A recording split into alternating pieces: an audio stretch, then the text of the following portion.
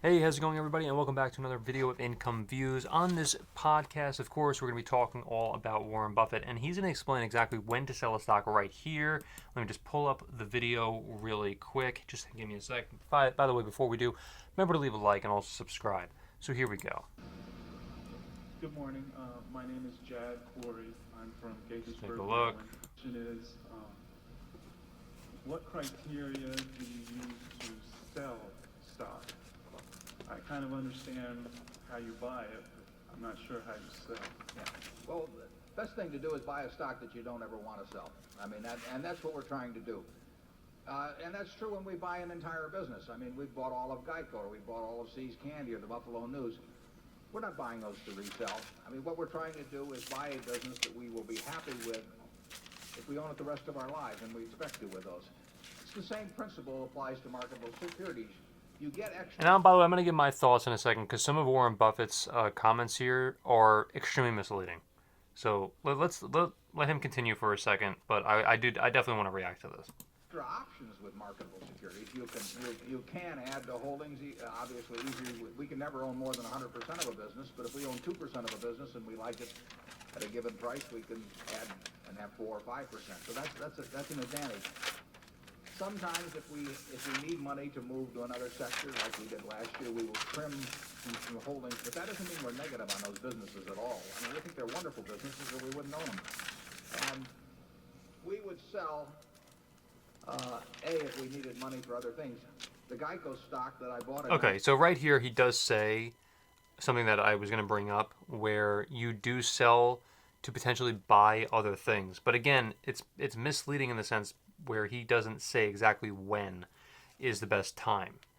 But let's let him finish. 1951, I sold in 1952. It was, went on to be worth 100 or more times. Before the 1976 problems, 100 or more times what. Obviously, he's giving examples of stocks to not sell. He's obviously trying to promote the best way he possibly can into his Berkshire Hathaway stock, which is fine, I get it. But that's kind of what this is pretty much a promotion where Buffett and Munger basically, when they gave these addresses in the Berkshire Hathaway, annuals, whatever, annual meetings, then he obviously wants people to buy Berkshire Hathaway and hold Berkshire Hathaway. I'm not saying that Berkshire Hathaway is not. By the way, we're not talking about Berkshire Hathaway here. We're in terms of when to sell a stock. We're not talking about that company. We're talking about other companies. That's what this person is trying to, ask Buffett. He's trying to ask about other companies other than Berkshire, because Berkshire is not a company that I particularly would, sell just willy-nilly. But I paid. But I didn't have the money to do something else. So you sell if you need money for something else. You may sell if you believe that valuations between different kinds of markets are somewhat out of whack. And there you go. Okay, he actually does say something of value there. I'm actually wrong, because sometimes he kind of beats around the bush in some of these questions, but this is kind of an older clip, so he's actually honest about it there. So I give him a ton of credit. And we have done a little trimming last year. Yeah. Okay. In that matter, but that could well be a mistake. I mean, the real thing to do with a great business is just hang on for dear life. Charlie? Yeah, I mean, if it's a great business like Berkshire Hathaway, if it's a great business like, well, obviously the S&P 500 isn't exactly one company. Obviously, it's a collection of companies, just like pretty much Berkshire Hathaway is, for the most part.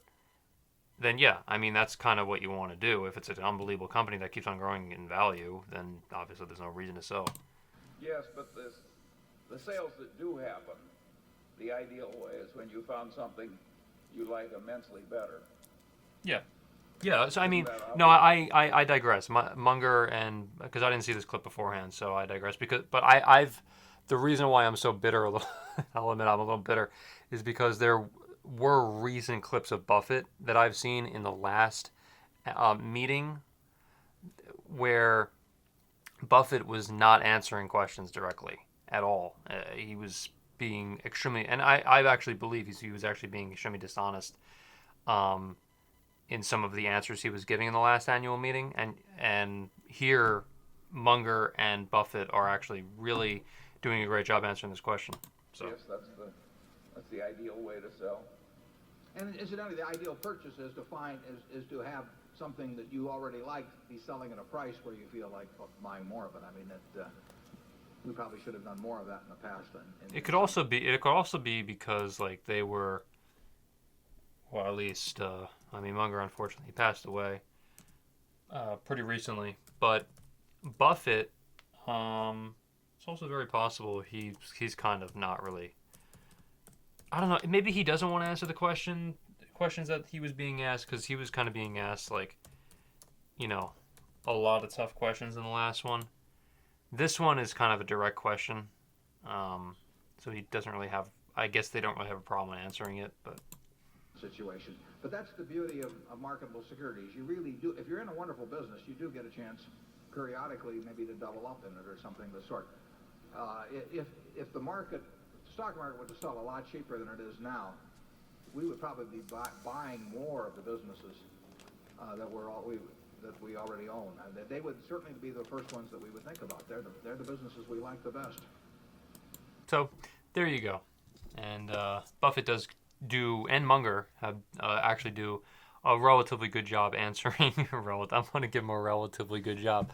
I'll give them probably like a B- in terms of answering this question, because they don't give you like a full context as to when to sell, if it's potentially if you hold it for a good amount of time potentially, and then it reaches all-time highs, and you hold on to the stock for 5 years, you don't love this company anymore, the company might be like, Peter Lynch does an amazing job. I just read 2 of his books, Peter Lynch, and he explains pretty much like exactly when, not exactly, but a relative time frame as to when to potentially sell a stock, or when to potentially look elsewhere for other businesses, which is pretty much what Buffett obviously talks about here.